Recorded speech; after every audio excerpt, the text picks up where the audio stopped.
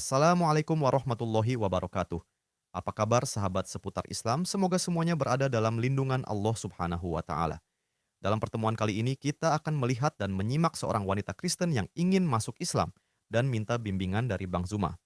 Kita simak diskusi antara Bang Zuma dan wanita ini dan semoga video ini bermanfaat bagi kita. Halo Bang. Halo juga. Udah bagus jaringannya Bang? Udah, insya Allah. Semoga nggak ada gangguan lagi ya.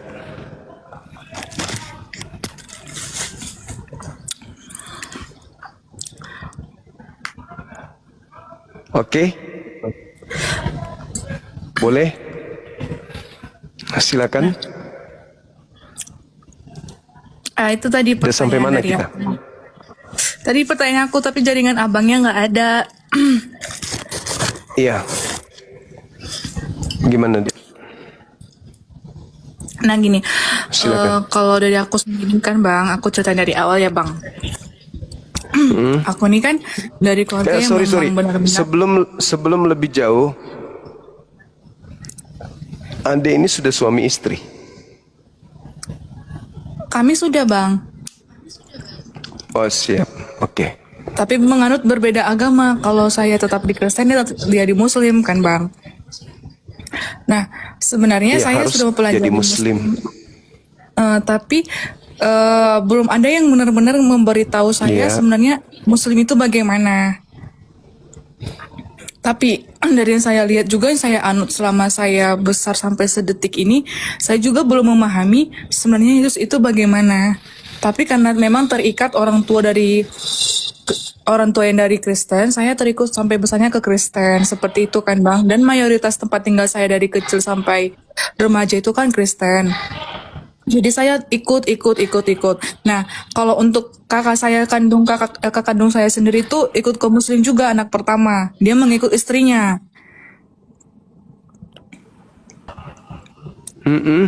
Oke.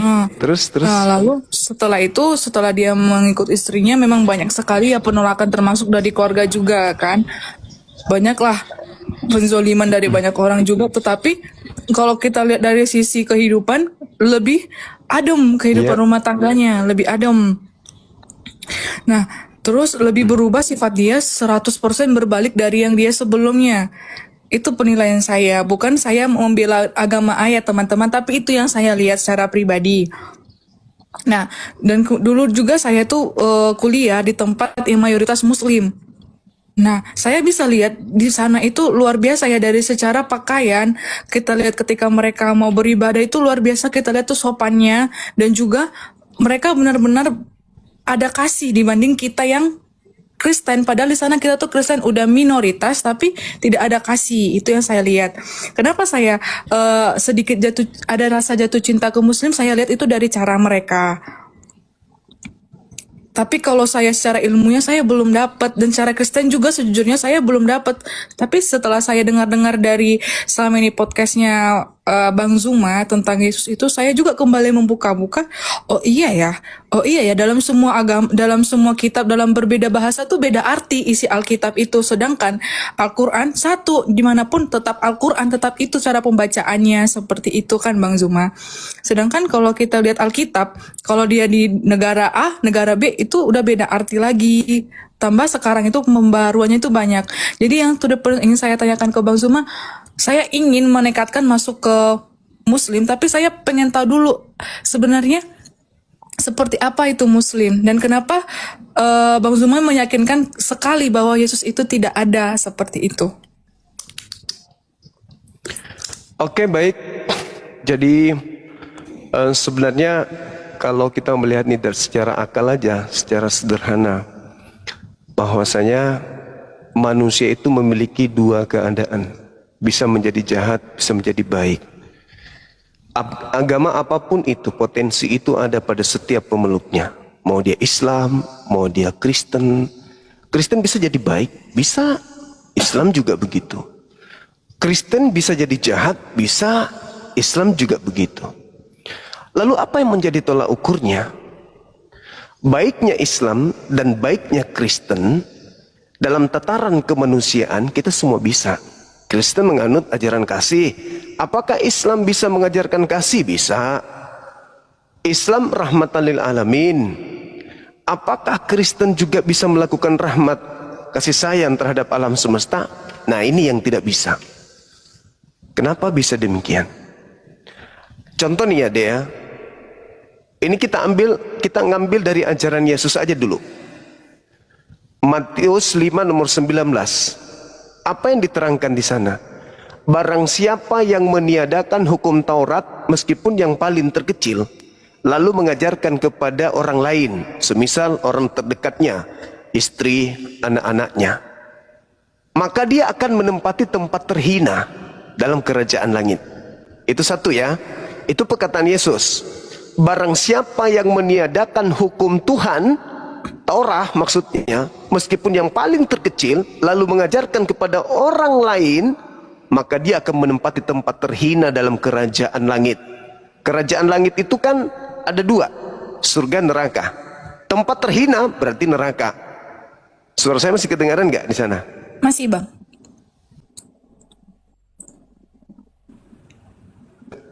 Masih. Masih Bang. Oke, alhamdulillah. Nah, itu yang pertama. Jadi kalau mengajarkan kasih semua orang bisa. Tapi kalau untuk mendapatkan rahmatan lil alamin, agama Kristen itu tak sanggup. Karena yang disebut rahmatan lil alamin, menjadi rahmat bagi alam semesta, ketika kita mampu mendidik anak istri kita, suami kita, untuk menjadi penopang dalam kehidupan kita untuk mendapatkan keselamatan dunia dan akhirat.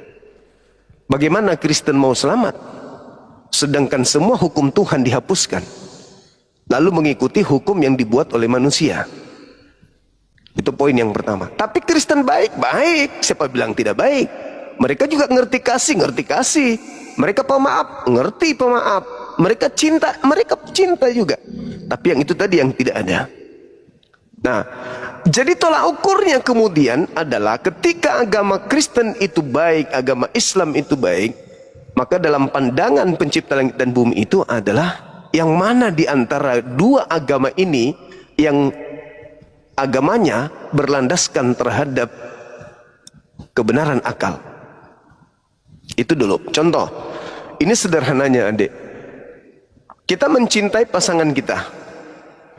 Tapi apalah artinya mencintai pasangan kita kalau cinta itu hanya sebatas duniawi saja. Kita ingin bercinta dengan suami, dengan istri, berkasih sayang dengan anak-anak kita, bukan hanya sebatas di dunia, bukan? Tetapi kita juga ingin kemudian berkasih sayang dengan mereka, orang-orang yang kita cintai sampai di akhirat, di kehidupan yang kekal. Nah, agama mana yang menyediakan itu? Cuman Islam.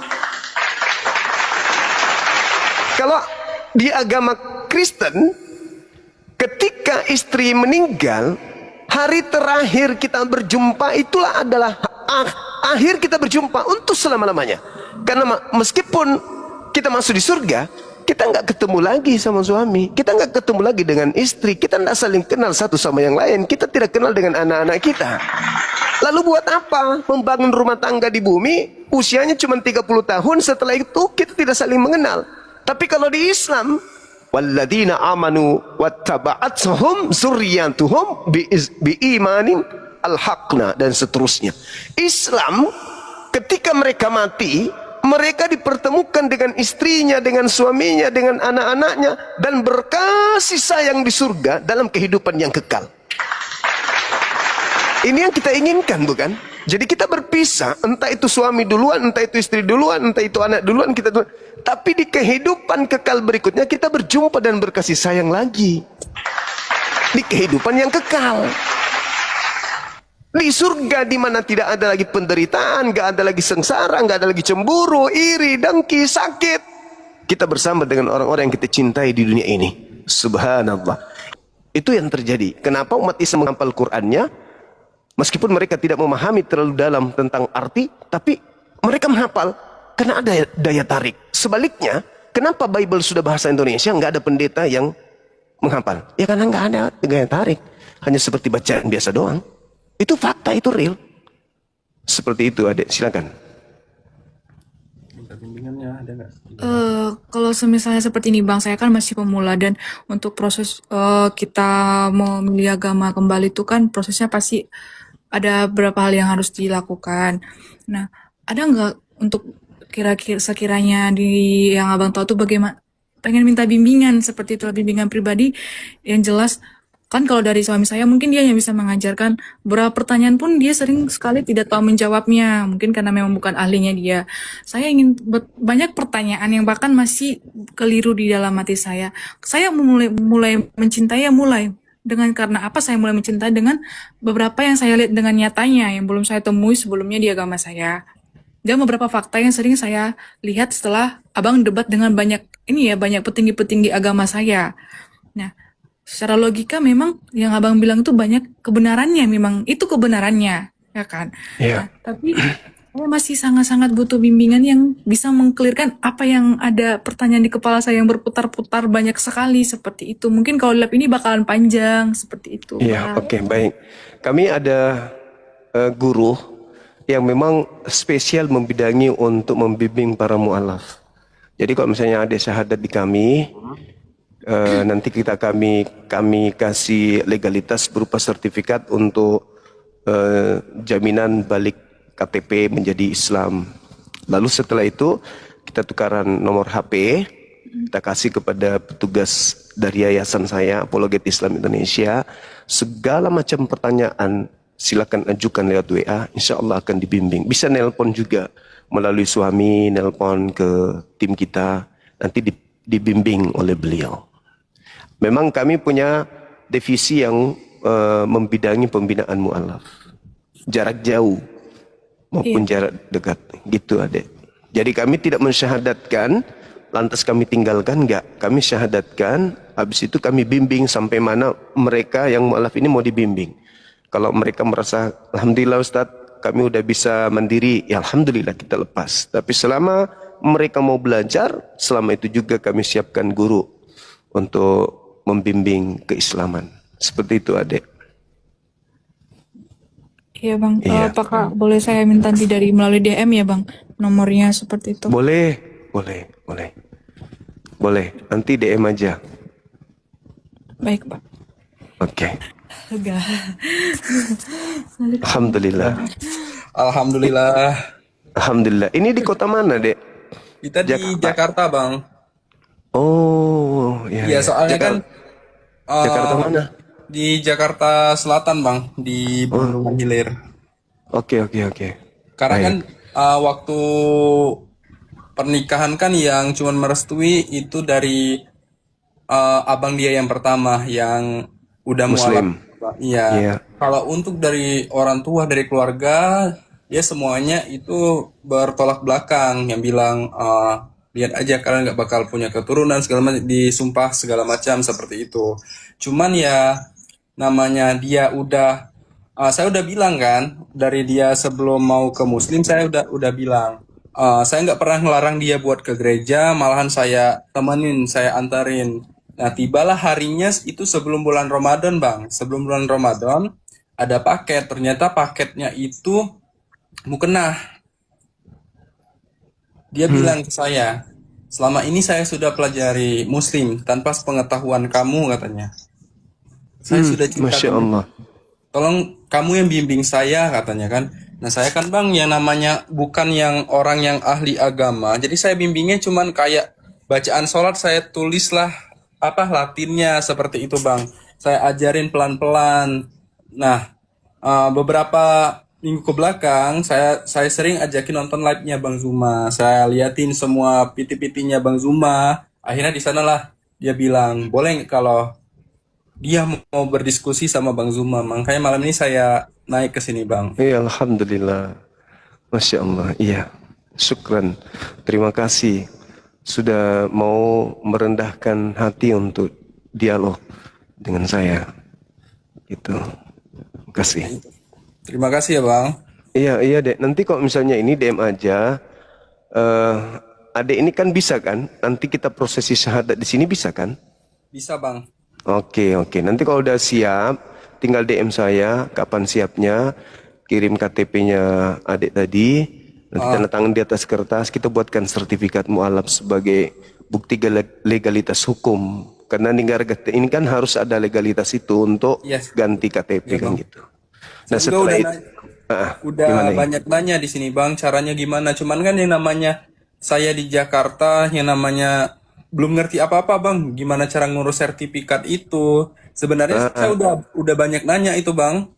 Nanti dari kita langsung kita kasih melalui HP, nanti kita kirim PDF, tinggal adik cetak.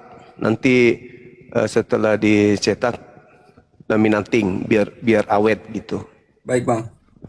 Dan itu dibawa langsung bisa ke mana? Ke Dukcapil. Itu Siap, langsung diterima tuh untuk ganti KTP di sana. Iya Bang. Oke. Mungkin itu saja ya Bang Zuma. Terima kasih. Oke. Saya Makasih, izin Dek. DM ya Bang. Makasih deh, makasih. Nanti aku baca ya. Siap Bang. Oke, makasih. Makasih, Baik-baiklah Bang. kalian Assalamualaikum. bahagia. Ya Waalaikumsalam Bang. warahmatullahi wabarakatuh.